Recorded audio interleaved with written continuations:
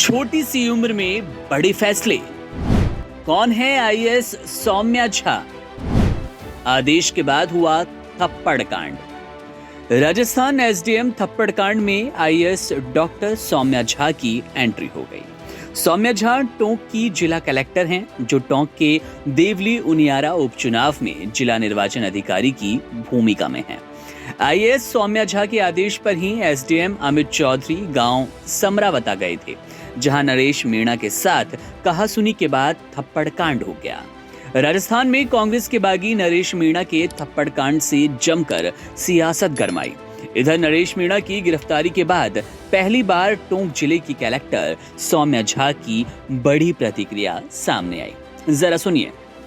13 तारीख को जब घटना हुई थी, उस समय मतदान का बहिष्कार ग्रामवासियों के द्वारा किया जा रहा था और नरेश मीणा जी और उनके सपोर्टर्स को भी उस बहिष्कार का उसमें वो शामिल हो गए और वहीं पे बैठ गए। उसके बाद जब 2-3 लोगों ने अपना मत डाला, तब नाराज होकर उन्होंने एसडीएम को दोषी ठहराते हुए थप्पड़ मार दिया था। उसके बाद स्थिति गंभीर थी।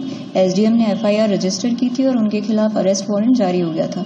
परंतु हमारा ये आंकलन था कि यदि उस समय उनको अरेस्ट करते हैं तो एक तो उनका जो कैंडिडेट होते हुए उनके हक हैं कि चुनाव समय वो प्रचार प्रसार करें, वो हक भी बाधित होता है, और दूसरा उनके सपोर्टर्स के द्वारा ये भी आशंका थी हमारी कि वो बूथ पे अटैक कर सकते हैं। एक प्री प्लानिंग के तौर पे हमें लग रहा था कि एक ट्रैप है कि हम अपनी तरफ से एक्शन लें और फिर उनकी रिएक्शन के तौर पे पोल प्रोसेस बाधित हो और इलेक्शन कैंसिल हो जाए।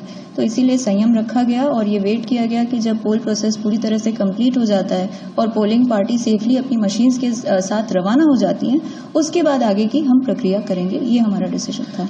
अब जो है नरेश मीणा को जो है कोर्ट में पेश किया जाना है। जो गिरफ्तार हुए 60 लोग की संख्या है, उनको भी आज कोर्ट में पेश किया जाना है। तो किन किन चीजों का प्रशासन ध्यान रख रहा है?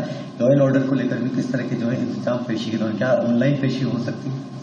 बिल्कुल, ये एक डिस्कशन है जो एसपी साहब और कोर्ट जो मजिस्ट्रेट हैं उनके बीच में जारी है और हमने अपनी तरफ से सुरक्षा के सारे इंतजाम रखे हैं। अलग अलग जिलों से भी फोर्स मंगवाई गई है और जो हमारी स्पेशल फोर्सेस होती हैं वो भी पूरी तरह से तैनात हैं। पूरी सुरक्षा का ध्यान रखा जाएगा और जो भी सुविधाजनक लगेगा उस सुरक्षा प्रक्रिया को अपनाया जाएगा। उसमें ऑनलाइन भी एक ऑप्शन। सौम्या झा ने मीडिया से बात करते हुए कहा, मतदान दिवस को जानकारी मिली कि नरेश मीणा ग्रामीणों के साथ धरने पर बैठे हैं। गांव में मतदान का बहिष्कार हो रहा है। नरेश मीणा मौके पर जिला कलेक्टर को बुलाने व ग्रामीणों की मांग मान लेने का लिखित में आश्वासन चाह रहे थे। ऐसे में मैंने खुद के नंबर से 4 बार और दूसरे नंबर से 2 बार नरेश मीणा के पर्सनल नंबर पर फोन किया, ताकि उनको समझा सकूं कि आदर्श आचार संहिता हटने के बाद उनकी मांग पर ध्यान दिया जाएगा। फोन नहीं उठाने पर एसडीएम को मौके पर भेजा गया। एसडीएम ने अपने फोन से नरेश मीणा की मुझसे बात करवाने की कोशिश की, मगर नरेश मीणा ने बात नहीं मानी। आईएएस सौम्या झा मूल रूप से मध्य प्रदेश की रहने वाली हैं और उन्होंने 2016 में यूपीएससी का एग्जाम क्रैक किया। इस दौरान सौम्या ने 58 रैंक प्राप्त की। इसके बाद उन्हें हिमाचल प्रदेश का कैडर मिला, लेकिन उन्होंने राजस्थान कैडर के आईएएस अक्षय गोदारा से शादी की। सौम्या ने शादी के 2 साल होने के बाद अपना कैडर बदला और राजस्थान पहुंची। इस दौरान सौम्या जयपुर जिला परिषद में सीईओ, गिरवा, उदयपुर में एसडीएम रह चुकी हैं और वर्तमान में टोंक की जिला कलेक्टर के पद पर तैनात हैं।